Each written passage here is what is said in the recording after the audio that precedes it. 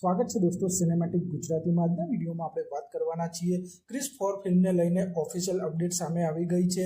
આજના વિડીયોમાં આપણે તેની વાત કરીશું। ચેનલ ઉપર નવા હો તો ચેનલને સબસ્ક્રાઇબ કરી દેજો।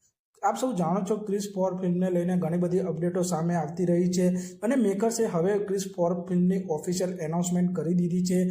અને ક્રિસ 4 ફિલ્મને લઈને એવી પણ અપડેટો આવી રહી હતી કે આ ફિલ્મના વધતા જતા બજેટના કારણે આ ફિલ્મ હવે બંધ થઈ જશે, પણ મેકર્સે આ વાત ઉપર ફૂલ સ્ટોપ લગાવી દીધું છે અને રાકેશ રોશનજીએ કન્ફર્મ કરી દીધું છે કે ક્રિસ 4 ફિલ્મ બની રહી છે। આ ફિલ્મ માટે નવા પ્રોડ્યુસર પણ મળી ગયા છે।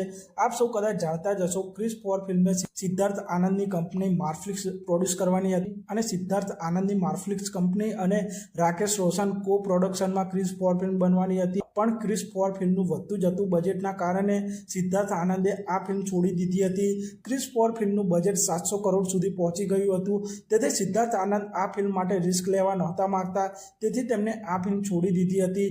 સિદ્ધાર્થ આનંદ ડાયરેક્ટર તરીકે રિતિક રોશન સાથે 3 ફિલ્મોમાં કામ કરી ચૂક્યા છે। આ પહેલાં તેઓ બેંગ બેંગ, વોર, ફાઇટર જેવી સક્સેસફુલ ફિલ્મો તેઓ રિતિક રોશન સાથે બનાવી ચૂક્યા છે, પણ ક્રિસ 4 ફિલ્મ માટે તેમને ના પાડી દીધી હતી અને આમ સિદ્ધાર્થ આનંદની કંપની માર્ફ્લિક્સે ક્રિસ 4 ફિલ્મ છોડી દીધી હતી। તે પછી ક્રિસ 4 ફિલ્મ અટકી ગઈ હતી અને હવે રાકેશ રોશન અને રિતિક રોશને સાથે મળીને ક્રિસ 4 ફિલ્મ બનાવવાનો ફેસલો કર્યો હતો અને તે માટે તેમને નવા પ્રોડ્યુસરની શોધખોળમાં લાગી ગયા હતા અને ફાઇનલી હવે ક્રિસ 4 ફિલ્મ માટે નવા પ્રોડ્યુસર મળી ગયા છે।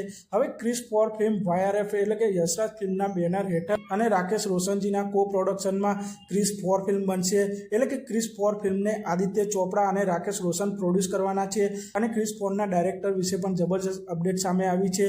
હવે ક્રિસ 4 ફિલ્મને રિતિક રોશન ખુદ ડાયરેક્ટ કરવાના છે અને ક્રિસ 4 ફિલ્મ એક મેગા બજેટ ફિલ્મ હશે અને રિતિક રોશન ક્રિસ 4 ફિલ્મથી ડાયરેક્શનમાં ડેબ્યુ કરવા જઈ રહ્યા છે અને આ ફિલ્મમાં તેઓ એક્ટર તરીકે પણ જોવા મળશે અને ડાયરેક્ટર તરીકે પણ જોવા મળશે। કદાચ આપ સૌ નહીં જાણતા હોય 1995માં રાકેશ રોશને ડાયરેક્ટ કરેલી કરણ અર્જુન ફિલ્મમાં પણ રિતિક રોશન આસિસ્ટન્ટ ડાયરેક્ટર તરીકે કામ કરી ચૂક્યા હતા અને કરણ અર્જુન ફિલ્મમાં સલમાન ખાન અને શાહરુખ ખાન જોવા મળ્યા હતા અને આ ફિલ્મના આસિસ્ટન્ટ ડાયરેક્ટર રિતિક રોશન હતા। તે પછી 30 વર્ષ બાદ રિતિક રોશન ક્રિસ 4 ફિલ્મથી પોતાનું ડાયરેક્ટર ડેબ્યુ કરવા જઈ રહ્યા છે અને રિતિક રોશન ક્રિસ 4 ફિલ્મને જાતે જ ડાયરેક્ટ કરવાના છે। આમ ક્રિસ 4 ફિલ્મના ડાયરેક્ટર અને પ્રોડ્યુસરની પણ એનાઉન્સમેન્ટ ઓફિશિયલી થઈ ગઈ છે।